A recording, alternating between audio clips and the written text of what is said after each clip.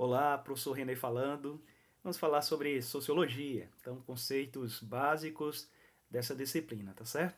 Então vamos dividir pelo menos em 6 momentos principais aqui desses conceitos e espero que a gente consiga no final estar elencando os principais momentos aqui da sociologia, básicos, e que você possa compreender, beleza?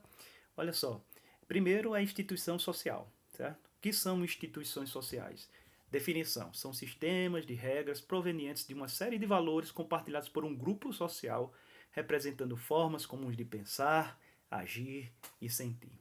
Então, primeiro ponto que nós devemos falar acerca das instituições sociais é que elas são importantes para a nossa convivência. Por exemplo, elas são responsáveis por gerar uma série de expectativas sociais, reforçando assim o aspecto cotidiano, do nosso cotidiano.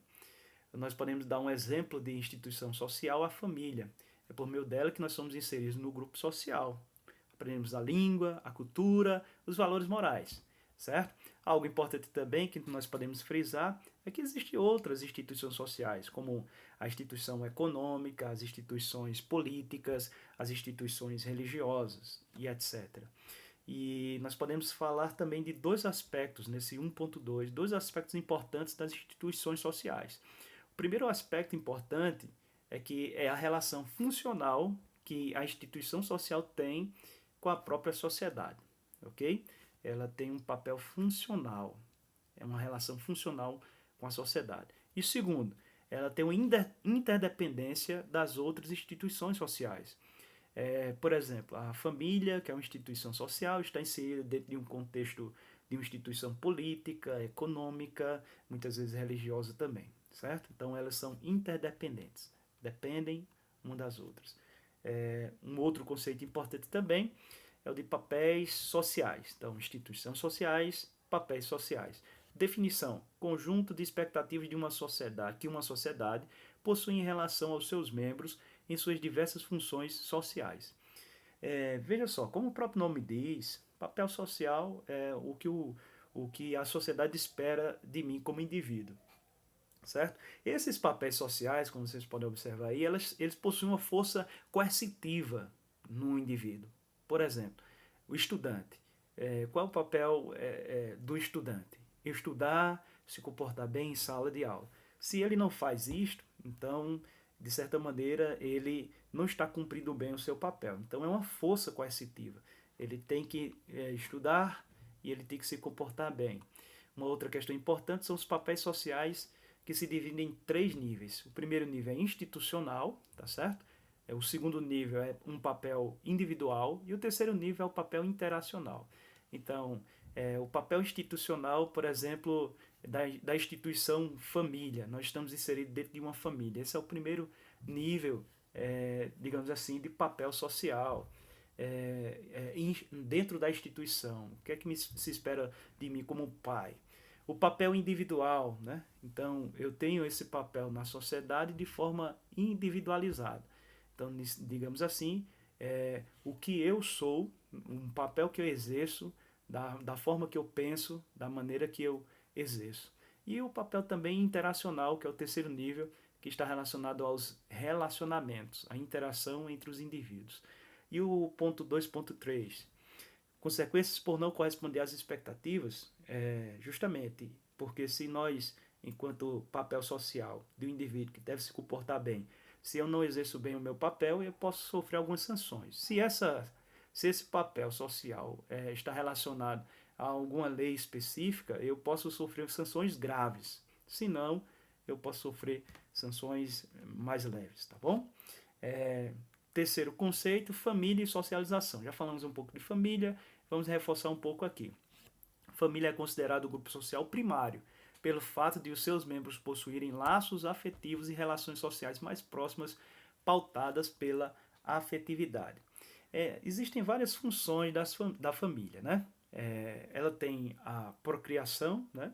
A função da procriação biológica, de fazer com que a sociedade cresça, mas também ela tem a função de sustentar a vida das crianças, como concedendo a ela moradia, alimentação, cuidados com a saúde, né? Então, questões básicas que a criança que está sendo agora ingressada na sociedade, a família é essa primeira instituição que garante essas coisas.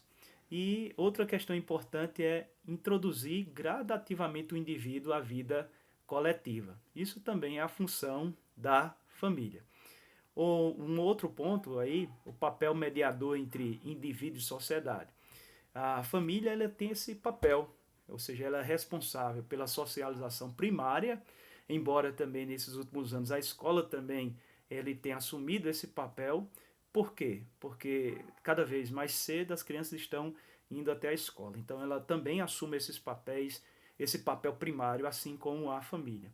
E a socialização secundária está relacionada à divisão social do trabalho, onde a pessoa já ali da juventude, né? Já desde a escola também, mas no ensino fundamental, médio e superior, e na vida do trabalho, ele vai ter outras relações ali com os amigos, relação ali de trabalho, tá certo?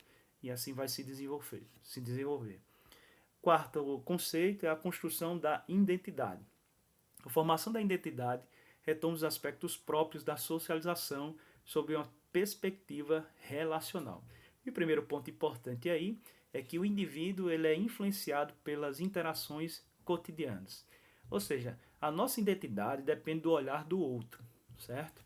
Nesse caso, a gente pode citar um exemplo também da relação professor e aluno, né? Então, dentro dessa relação, o aluno, o que se espera do aluno e o que se espera do professor. Dentro dessa interação entre um e outro é que vamos construindo, por exemplo, a nossa identidade individual, certo? Mas também existem as identidades coletivas, que assim como as identidades individuais, as coletivas dependem também do que se esperam deles. Eu vou dar um exemplo aqui dos movimentos sociais, como dos negros, certo? Então, o que se espera dele é o que constrói, digamos assim, essa identidade.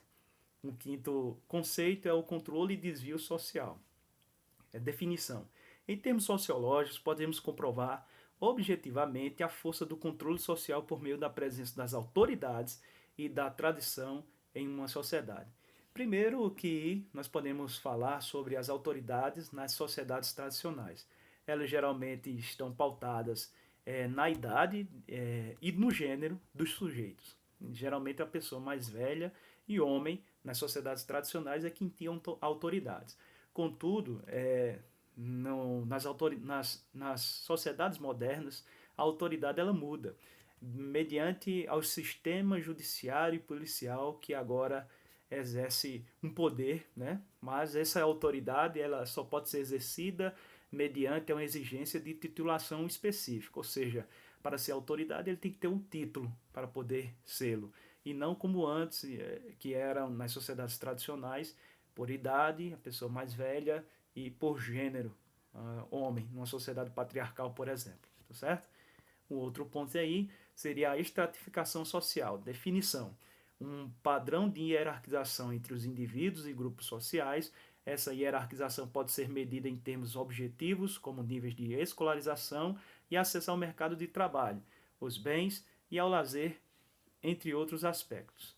Nesse caso, a gente pode citar aí, pelo menos, vários modelos aí de estratificação social. Nas sociedades tradicionais, a gente pode falar das castas e estamentos. Por exemplo, as castas existiram na Grécia Antiga, na China Antiga e hoje existe ainda na sociedade indiana, certo? As castas, elas, de certa maneira, não existe mobilidade social, certo? A mobilidade social é nula. A posição do indivíduo é determinada pelos traços hereditários, ok? Esse é o sistema de castas. Já o de estamentos está relacionado também ao período da Idade Média, também possui pouca mobilidade social, diferenciando um pouco das castas, porque nas castas é impossível mudar de camada social. Nos estamentos, até um servo, por exemplo, poderia ser um pequeno comerciante, né? Dificilmente ele poderia chegar a ser um nobre, mas poderia até chegar. Já no modelo de castas, nunca chegaria, certo? Nas sociedades superiores. Nas sociedades modernas, nós temos as classes e a escravidão. São tipos de estratificação social. Quando a gente olha para as classes sociais, a gente vai ver, por exemplo, já uma mobilidade social mais flexível. Por quê? Porque a posição do indivíduo é baseada no lastro econômico. Nesse caso, dependendo do que o indivíduo produzir no sistema capitalista, desenvolver, ele pode sair então de uma classe social e ir para outra, certo? Evidentemente, Karl Marx ele diz que no capitalismo só existem duas classes sociais. A burguesia, que detém os meios de trabalho, né, podemos dizer assim, os equipamentos, e o proletariado, que vende a sua força de trabalho em troca de um salário, certo? A escravidão também faz parte desse período das sociedades modernas, mas a escravidão, como a gente bem sabe na modernidade, passou por um processo de que você nascia já escravo, certo?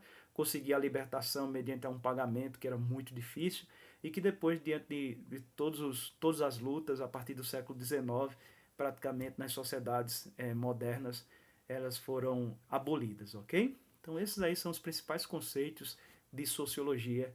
Espero que você tenha tido uma boa aula.